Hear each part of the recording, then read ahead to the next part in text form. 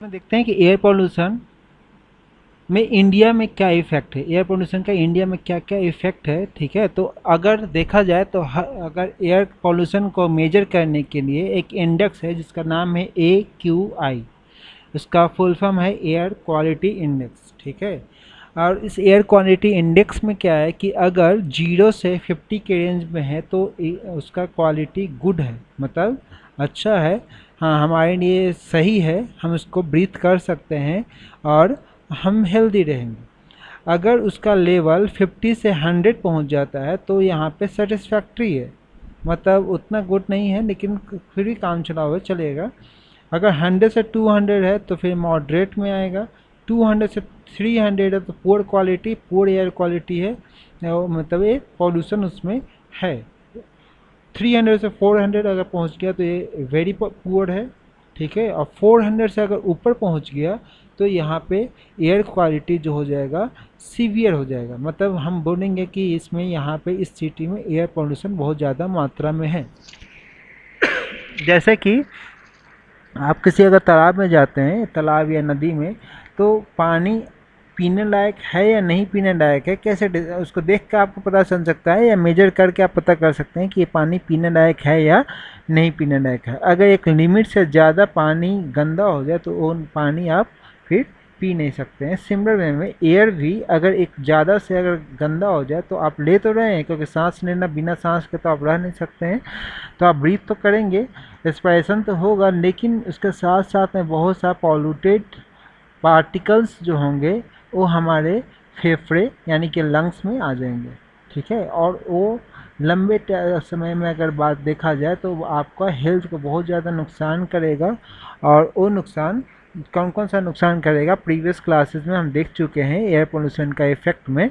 तो उससे हमको नुकसान होगा और इस नुकसान की वजह से हमारा जो लाइफ एक्सपेक्टेंसी है ये भी घट के आ गया है। कल का ही न्यूज़ में अगर देखा जाए तो लाइफ का एक्सपेक्टेंसी था कि average life expectancy of Indian people 5 साल घट गया, मतलब इसका मतलब है कि सभी का एज 5 साल अब कम होगा ऑन एवरेज। यानी कि किसी का 10 साल कम हो सकता है, किसी का 2 साल, किसी का 8 साल, लेकिन ऑन एवरेज बात किया जाए तो 5 साल कम यहाँ पे हो जाएगा, ठीक है। अब इसमें नेक्स्ट अगर बात करें तो यहाँ पे पार्टिकल्स क्या होते हैं।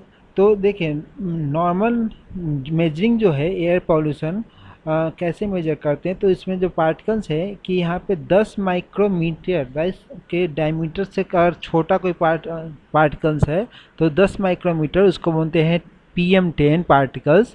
अगर 2.5 माइक्रोमीटर के डायमेंशन से के आसपास या उससे छोटा है तो उसका बोलते हैं PM2.5, जो बहुत ज़्यादा खतरनाक है। ये समझिए कि जो आपका हेयर का थिकनेस है उसका 3% ही उसका डायमीटर है। सोच सकते हैं हेयर हमारा कितना पतला है, उसका 3% कितना छोटा होगा। वो चीज़ आसानी से जब सांस लेते हैं तो हमारे अंदर वो फ्लो होके चला जाएगा और फेफड़े में जमा होते जाएगा। जैसे कि कार्बन पार्टिकल्स है, सल्फर, नाइट्रोजन का ऑक्साइड्स है, ठीक है। तो नेक्स्ट आपका आता है एयर क्वालिटी इंडेक्स में जो मेजर करते हैं, तो उसमें देखा जाता है ओजोन का कितना है। ओजोन भी बहुत ज़्यादा खतरनाक है अगर एक ग्राउंड लेवल पे है तो, nitrogen oxide and carbon monoxide, ठीक है। तो इस इन पार्टिकल्स को हम मेजर करते हैं और देखते हैं कि इसका कितना एयर क्वालिटी इंडेक्स है। और अगर ये 400 से ज़्यादा अगर है तो हमारे लिए ये बहुत ज़्यादा ख़राब है, क्योंकि ये सीवियर पॉल्यूटेड एयर है। और लेकिन ताज्जुब की बात यह है कि दिल्ली जैसे शहर में दिवाली के टाइम या अक्टूबर के टाइम जब यहाँ पे पंजाब के रीजन में जब चावल का खेती कटने के बाद जो नीचे बच जाते हैं पुआल, उसको बोलते हैं स्टबल। स्टबल का जब बर्निंग होता है तो उसकी वजह से पॉल्यूटेड एयर दिल्ली की तरफ आता है और उसका 1000 से ही पार हो जाता है। कहाँ हम 400 से ऊपर बोल रहे हैं कि बहुत ज़्यादा पॉल्यूटेड है, और यहाँ पे 1000 से भी ज़्यादा पॉल्यूटेड हो जाता है, जो कि हमारे हेल्थ के लिए बहुत ही ज़्यादा नुकसान है, ठीक है। इसलिए यहाँ पे लेकिन मीडिया कभी इस पर ध्यान नहीं देता है, कभी कंसंट्रेट नहीं करता है, लेकिन ये चीज़ ज़रूरी है कि हमें इस पर ध्यान देना चाहिए, है ना।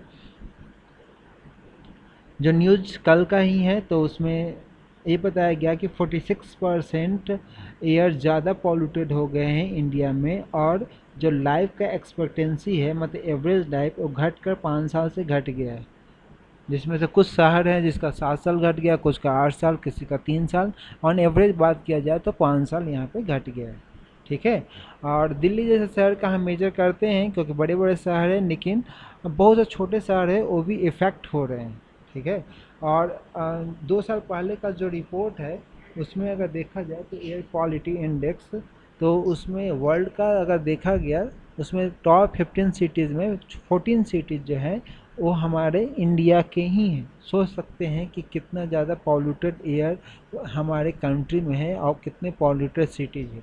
जिसमें से 2 साल पहले का जो रिपोर्ट है तो उसमें रिपोर्ट में 15 सिटीज़ में 14 हैं, उसमें से 14th नंबर पे जोधपुर है रैंकिंग में, 4th नंबर पर गया है जो बिहार का पार्ट है, बोध गया गया टूरिस्ट प्लेस बुद्धिस्ट का, 5th नंबर पे पटना है, 9th नंबर पे मुजफ्फरपुर है जो भी पटना के पास में ही है गंगा के उस पर, और उसके बाद आपका कानपुर आता है शायद नंबर 1 पे है, फरीदाबाद, वाराणसी, श्रीनगर, गुड़गांव, इस ढंग से बहुत सारा सिटीज़ हैं जो इसके अंडर में आते हैं। ओके।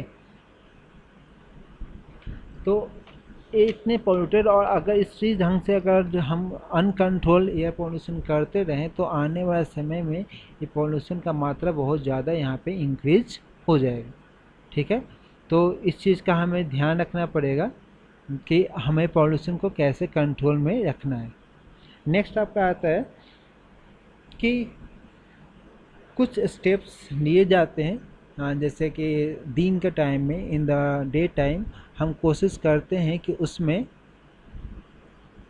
जो गैसेस है, जो ग्लोबल जो ग्रीन हाउस गैसेज हैं इसको हम कैसे कम से कम रिलीज़ करें।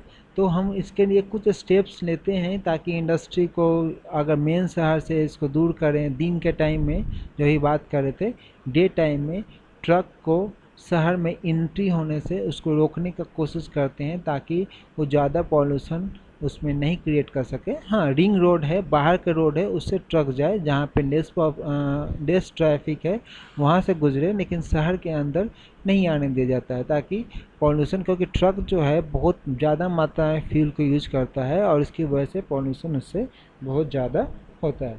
ठीक है। आप सोच सकते हैं कि बीजिंग जैसे भी शहर है, लेकिन बीजिंग जैसे शहर में भी जो चाइना का है तो उसमें भी पॉल्यूशन इतना नहीं है जितना कि दिल्ली में है, जबकि बीजिंग में जो इंडस्ट्रीज़ है बहुत ज़्यादा है। ठीक है। वहाँ पे इंडस्ट्री क्या करते हैं कि वो जीडीपी, कंट्री का जीडीपी इंक्रीज़ कर रहे हैं, तो वो तो अच्छी बात है कि कम से कम किसी तरह से काउंटर तो कर रहे हैं। लेकिन इंडिया में दिल्ली के आसपास कोई बहुत बड़े इंडस्ट्री भी नहीं है। इसके अलावा भी हमारे पॉल्यूशन का लेवल बहुत ही ज़्यादा हाई है। ओके।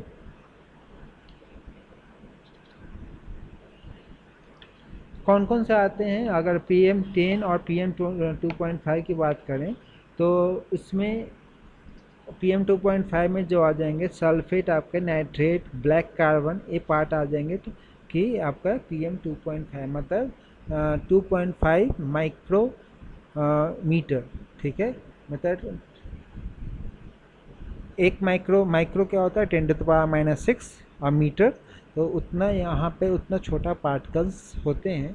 ठीक है। वो चीज़ हमारे लंग्स में अगर जाएंगे तो जो लंग्स के लेयर पर वो जमा हो जाएंगे, इनर लेयर पर जमा हो जाएंगे। उससे क्या होगा, आप समझिए कि एक आईना है, मिरर, और मिरर पे आप चेहरा रोज़ देखते हैं लेकिन उसको कभी साफ़ तो नहीं करें, धूल जमा होते जा रहा है, जमा होते जा रहा है। एक टाइम क्या होगा कि धूल का लेयर बहुत ज़्यादा उस पर जमा हो जाएगा। जब धूल का लेयर एक बार जमा हो जाता है बहुत ज़्यादा मात्रा में, तो क्या होगा, आपका फेस क्लियर नहीं दिखेगा, है ना। और बहुत अगर ज़्यादा डस्ट है वहाँ पे, एयर पोल्यूटेड है, तो उससे क्या होगा कि उसमें तो आप फिर कुछ देख ही नहीं पाएंगे जब तक उसको साफ़ नहीं करते हैं। सिमिलर फॉर्म में जब आप सांस लेते हैं तो कहीं ना कहीं वो लंग्स में कार्बन पार्टिकल्स, सल्फर का ऑक्साइड, नाइट्रोजन का ऑक्साइड और बहुत सारा क्या अलग पॉल्यूटेड एयर, उसका पार्टिकल्स अंदर जमा हो जाते हैं, और जमा होने के बाद उतना फास्ट से वो साफ़ नहीं हो पाता है। वो जमा ही रहेंगे, साफ़ नहीं होंगे, तो उससे क्या होगा कि एक लेयर बना देता है इनर वॉल पे। और चूंकि देखो हमारा जो कॉन्सेप्ट है कि ब्रीथिंग के बाद रेस्पायरेशन होता है, रेस्पायरेशन और ब्रीथिंग में दोनों में फ़र्क है। ब्रीथिंग होता है सांस लेना और सांस छोड़ना, रेस्पायरेशन होता है कि ऑक्सीजन जो हमने लिया, हमने तो सब कुछ लिया, हवा में ऑक्सीजन है, नाइट्रोजन है और दूसरे गैसेस भी, तो हम सांस लेते हैं तो ऐसा नहीं कि सिर्फ ऑक्सीजन लेते हैं।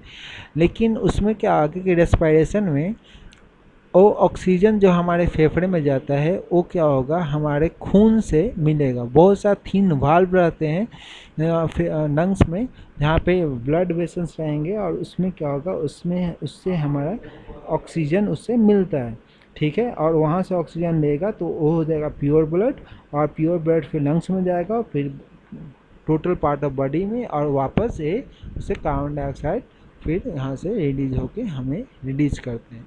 अब इस मात्रा में समझिए कि अगर मान के चलो पूरा एक गंदगी से भरा हुआ है, तो जो ऑक्सीजन जो हमारे ब्लड वेसल में मिल रहा है उसका रफ्तार कम हो जाएगा, जिससे कि हमें और ज़्यादा डिजीज़ हो सकते हैं, ठीक है।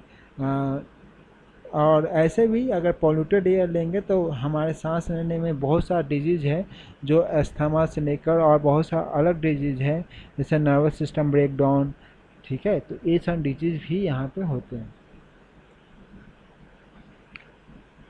क्लाइमेट में भी ग्रीन हाउस गैसेस अगर हम रिलीज करते हैं, जितना ज़्यादा ग्रीन हाउस गैसेस रिलीज करेंगे उतने ज़्यादा अनबैलेंस हो जाएगा।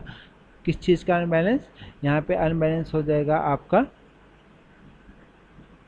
इकोसिस्टम का, ठीक है। और इकोसिस्टम का अगर अनबैलेंस हो जाएगा, प्लांट्स जो है उसको वो सही से सस्टेन नहीं कर पाएगा, तो वो सही से कार्बन डाइऑक्साइड का मैनेज नहीं कर पाएगा, जिसकी वजह से अगर कार्बन डाइऑक्साइड अगर बैलेंस नहीं है तो ग्लोबल वार्मिंग ज़्यादा होगा। ग्लोबल वार्मिंग जब ज़्यादा होगा तो उसकी वजह से जो ग्लेशियर्स है, जो अंटार्कटिक और आर्कटिक में जो बर्फ़ हैं वो ज़्यादा पिघलेंगे।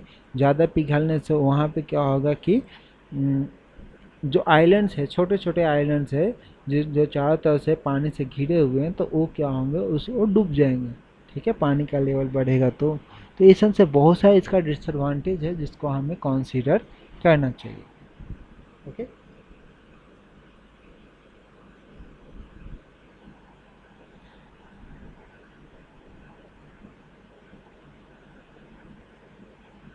ठीक है, फिर आज के लिए इतना ही।